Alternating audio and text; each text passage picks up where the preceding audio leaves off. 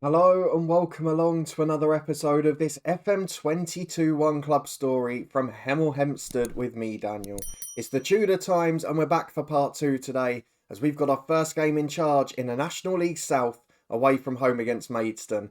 And Hakan Harettin is their manager as well. He's a former Luton legend. He was a coach under John Still when we won the National League. So he's a man we've got fond memories of already, but we've got to try and get on top today. If you're looking forward to that and seeing who we've brought in as we try and meet our ridiculous aim of reaching the playoffs in the first season, despite being predicted to be a mid-table side, please do put a thumbs up on the video. Subscribe down below for daily FM22 content from 2 long-term stories. The head coach is back later today. You can catch up with the first 2 parts if you haven't seen it already. Certainly an interesting start in that one. And of course, if you did miss episode 1 of this series yesterday, where we met all of the players, all of the staff that were already here, then please do click in the eye above and you'll be able to find a link to it. There's also our live stream series on Twitch. Again, the link to the channel's up there. We're playing with Derby County every day, and we should have just finished with our second live stream of the series as this episode goes live now. So you can go and catch up with those on demand and come and join me tomorrow morning for that. But for now, we've got big action here because we've got staff to meet, we've got players to meet, and we've got a game to play and a tactic to introduce too. So let's start with staffing. I know it's the less exciting bit of the 3, but it was very important here because we started pre-season with no recruitment team. Of course, we're in charge of all the transfers in this save, and we had player attribute masking on, so we had no idea how good any of our targets were. It's led to us probably having a record number of trials throughout this pre-season. We've managed to get the key players that I think can do the job for us. We've certainly got a good squad. It's just comparing it to the rest of the league now. So let's start with the staffing because we managed to get a few good ones in. And the positive news is we didn't have to wait too long for a couple of them because Matty Spring, our assistant, in the first weekly staff meeting, which by the way, I'm absolutely loving that feature, recommended a couple of staff members that he knew from before. And 2 of them are good and 1 of them's okay. So the 2 good ones were David Weeks, the head physio, 13 for physiotherapy, absolutely brilliant. The okay one was Paul Rogers, who was a director of football with 6 and 7s for all of his key attributes. And then the third one was a brilliant one, which was a head of youth development in Lawrence Griffin. Now, he was working somewhere else, Worksop. Absolutely fantastic. Good coach, great working with youngsters, and decent judge of potential. I feel like he could help us in the long term as we try and develop youth intakes and our youth academy here at Hemel Hempstead. Of course, we're talking a couple of years down the line in that front. Since then, though, we've also managed to bring in a number of key staff members. I'm going to leave Elliot Hodgett Young till a bit later on because that one, as you can see, we've managed to kill 2 birds with 1 stone. But the rest of it, in terms of new signings, Matt Page as a head performance analyst, again, between 7, 8 and 10 for all of his key attributes, no complaints at all at this level.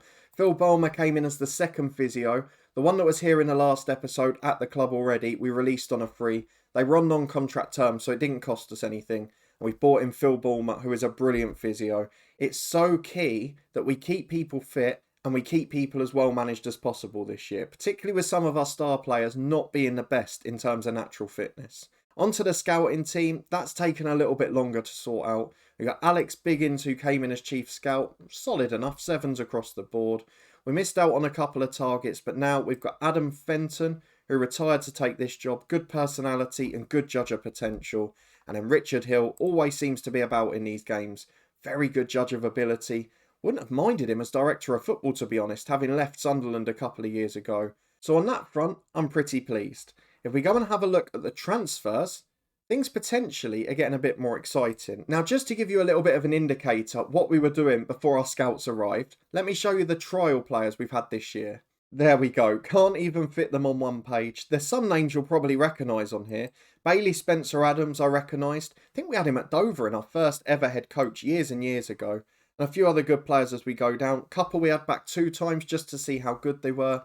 And a few targets we missed out on. And in Yanis Drace, the one we really wanted to sign, would have failed a work permit. So it wasn't perfect by any means, but we got loads of players in. We took a look at as many as we could, and we focused solely on the 3 or 4 positions we needed to improve. And in the end, this is the outcome we got. 4 players in. One of them's not really a first team squad member, but it links back to that staffing screen. Elliot Hodgkit Young, 24 years of age, was good enough to be our under-18s manager and was the best candidate, but was also a centre-half. I didn't even research his attributes. I just thought, emergency backup, the same price in terms of wages than it would have been to have him just as a coach. So why not bring him in? This is him. He was the first one to come in as a result of that. He's a centre-half, can play left-back and the holding role. Only 1.5-star ability, but a very emergency backup, and he's taking the same wage he would as a coach, where, for under-18s management, he's very good. People management, tactical knowledge, both very decent. Decent coaching, bar defending, ironically, and fitness. And he's good working with youngsters. He's adaptable. He's got a good personality. I think he's actually a little gem and could be with us for a long, long time. Got a great reputation as well, which I find really weird at this stage. And got a National B licence. So Elliot Hodgkit-Young probably won't play more than maybe 1 or 2 games in the FA Trophy. But a very, very good coach and a great young under-18s manager for the future. Let's get on to the 3 first-team signings though. It looks like we've done our business quite late because they've all happened in the last 2 weeks. But don't forget, these are players we had on trial and we were just making the decisions towards the end of the 4 weeks. Which players do we really want to keep? The first 2 were the crucial ones. We had a good right back. We had a good left centre half. Here are the other 2. Fraser Shaw is our new first choice left back. 3-star ability. He's not the best in the world. He's not going to improve a lot more. He's now 26. But he's got loads of experience as a first teamer at this level. Played a few games in the National League and 1 season for Leyton Orient. But he's a solid pro. And to be honest, I think for 230 quid a week, he's accepted a deal as a squad player. So if later down the line we can get a better player in, he'll just slot in and become our backup. Really like him. Got good stamina, good pace. Positioning is good, which is key for me. Not quite as good defensively and not the best crosser of the ball, but at this level, you've got to work with what you can achieve. And for me, Fraser Shaw was the best of the 4 left-backs we had on trial. And he wanted the second lowest wage. And he was pretty good, much better than the one we had already. So Fraser Shaw, new first choice left-back. The centre-half one is a little bit weird. He's a very, very good player. There was no doubts about signing him from probably the first week. However, there's something a little bit off. We've got Kopekwa, who's a left-sided centre-half. And now we've got a right-footed player, sounds perfect, wants to play in the left of a 2-man pairing. He's not going to do it. We're going to work on getting him right-sided. But he's a very, very good centre-half. No ball-playing nonsense, just a solid player. I mean, his attributes are passable all round. But he's quick enough, he's strong enough, he's 6 foot again, thinking of set pieces, got a good jumping reach. Positioning attribute, excellent, which is what we want at every level. And to be honest, it was a no-brainer. As soon as we saw him, I mean, to get a centre-half at this level with that good composure and decision-making is virtually unheard of. So we snapped it up as soon as we knew we could. And as long as he doesn't suffer too much playing on the right side of a centre-half partnership, which he shouldn't as a man who hasn't got a left foot, I think we've got a really good back 4 now. Add to that, we've got a couple of decent right backs in Simpson and Paul. We've also got Kopekwa at the other centre-half position, and we've got 3 good centre-mids. The spine of our team is looking fantastic. And defensively, I think we've got the ability to be solid. The remaining problem, though, was still up front. We had a few players come in on trial that were great but wanted too much money. And one of them eventually reduced their demands after leaving. We did have to do a little bit of playing around. We had to reduce the scouting budget. We had to offer the players less for cups in terms of bonuses, which might be a threat to the FA Cup, which is going to be our biggest source of income. But he is the type of player who I think can make a difference. Victor Sedende is quality. He is not a brilliant all-round player. And there were players that we had on trial who were far better footballers. But Sodende was scoring goals galore in pre-season.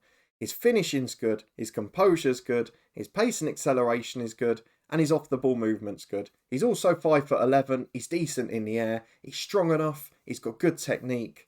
I mean, he's a fantastic player, isn't he? We want to work on a determination, we want to work on his attitude, but we've got him in a mentoring group with the fairly professional Mantum. And I think that'll do him wonders later on. But for now, he is the man I'm pinning my hopes on. We've got a good sub now in Noel Williams, who was a brilliant striker, but just not good enough to be first choice all season. Not the best finisher. I think this guy is someone who will be inconsistent, but probably pop up with 15 or 20 goals across the year. And if Noel Williams can then come off the bench and add another 5 or 10 to that, we've got a chance of winning a fair amount of games. So, not quite got the game intelligence. He's not determined enough.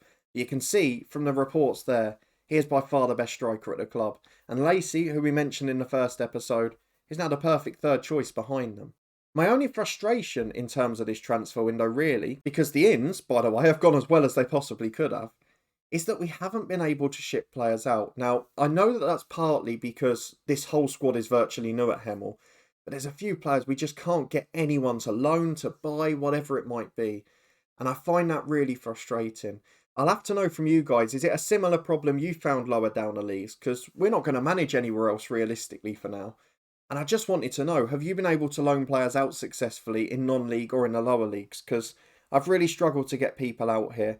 And that means, at the moment, we're over the wage bill. And we're over it by about 300 quid a week. It's a simple solution, because if we go and look at our squad, we have got players in the shape of Cerulli on 325 quid, who's nowhere near being part of my first team squad. The same goes for Scott Morris and Ajayi, who are on 250 and 275 quid a week.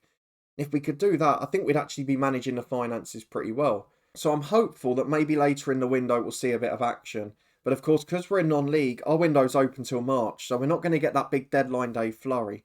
And we're certainly not going to get League 2 clubs chasing these players. So it's going to be an interesting start to the season. We'll see if we can work some of the big earners down on slightly lower contracts as the year goes on. Because weirdly, we've got one or two that expire in like April or May. So if we get to the playoffs, Samir Karafovs couldn't play in them as it stands. It's a very strange situation. But overall, I'm delighted with the transfer work. The only thing that's annoying me is this stupid expectation to get to the playoffs with a side that was expected to finish 13th in pre-season.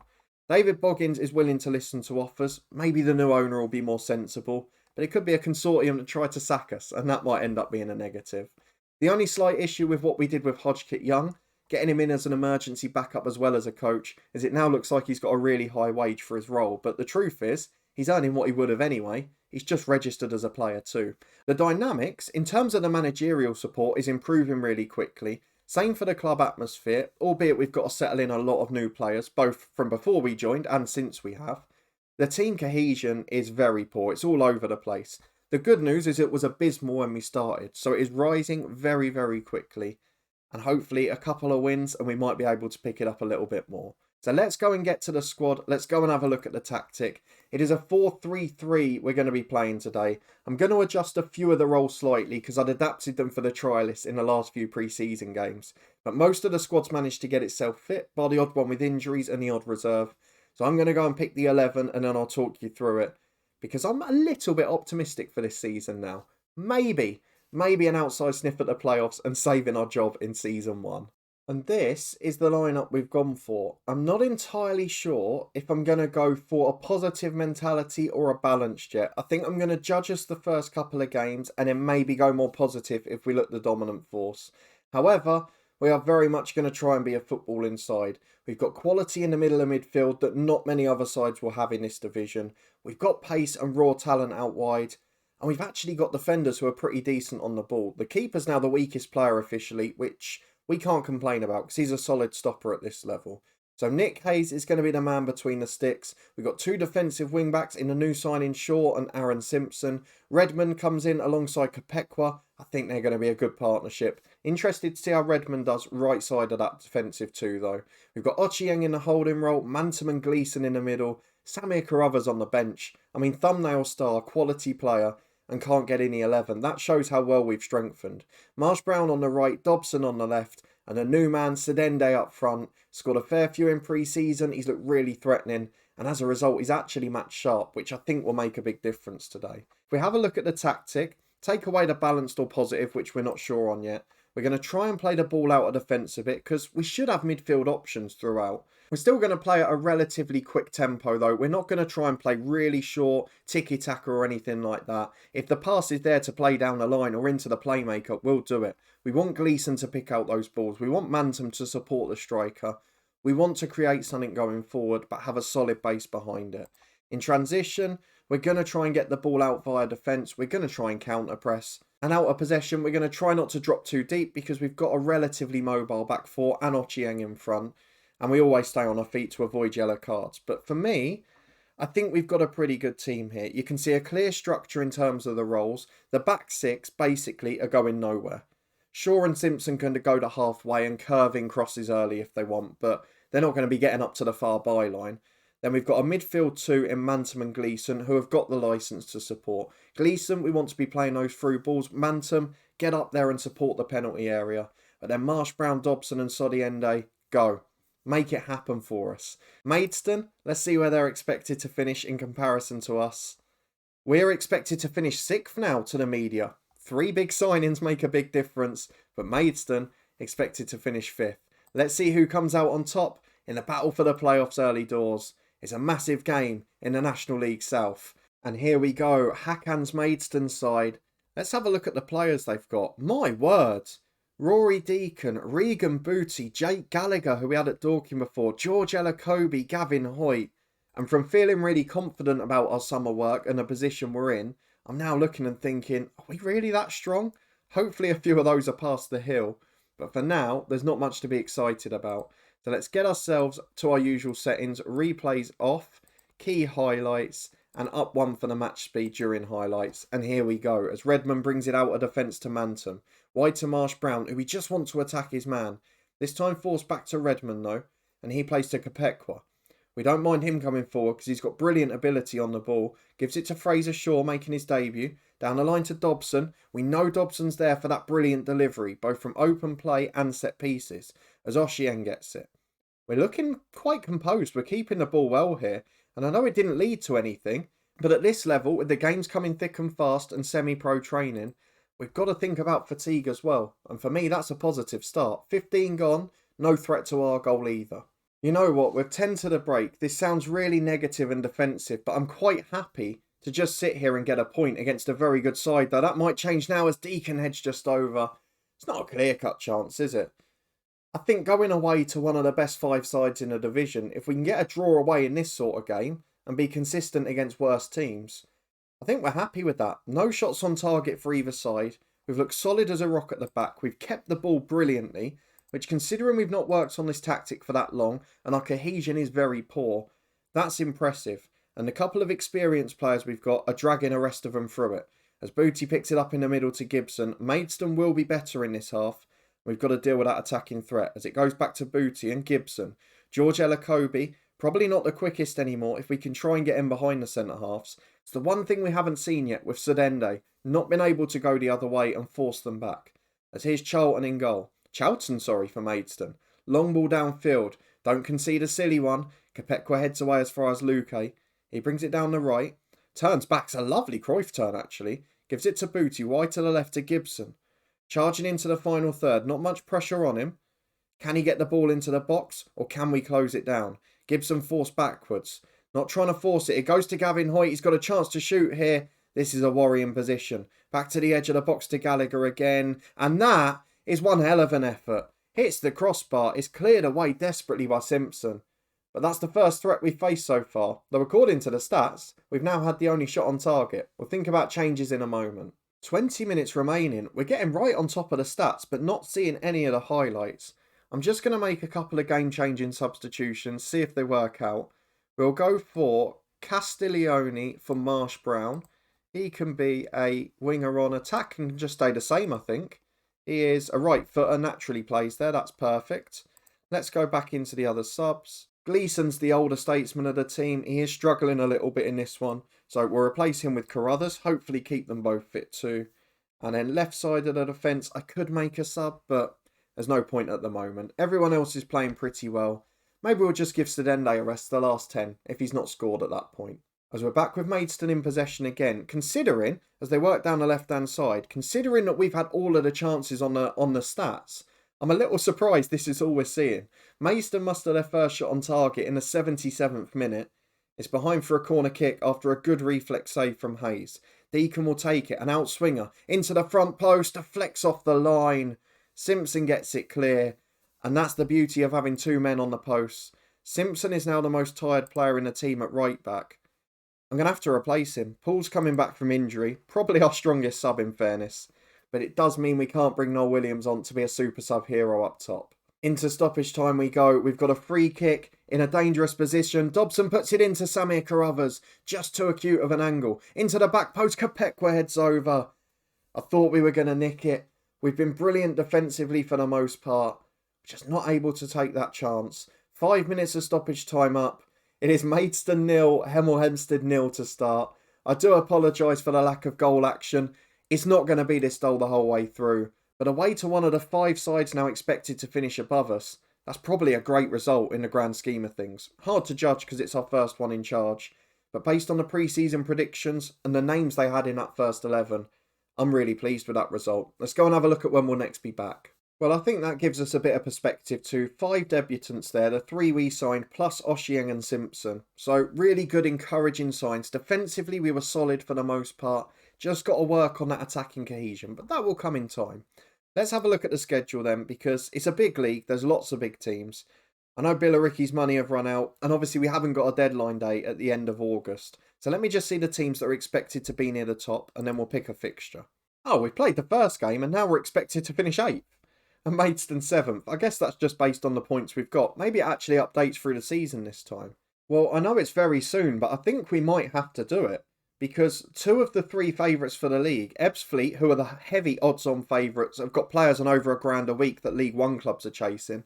And Dulwich Hamlet, who are obviously a hugely well-supported side, are coming up at the end of August. And they're 2 days apart. So we're going to do that as our first double header of the series tomorrow. We'll then leave it until maybe we come back for the FA Cup qualifiers. But Ebbsfleet and Dulwich Hamlet, it will be a very tricky start. 3 of the expected top 7 in the first 4 matches. Let me know what you thought of the performance though, the tactic and the signings we've brought in. Do you think the staff can make a difference? And do you think we're on the road to the playoffs or not? If you did enjoy the episode, please do chuck a thumbs up on it. Subscribe down below for daily FM22 content. We've got this series continuing every day at 11:30 and the head coach at 3:30 every day throughout the beta. Then from the second week of November, we'll have 1 episode a day every day at 3:30.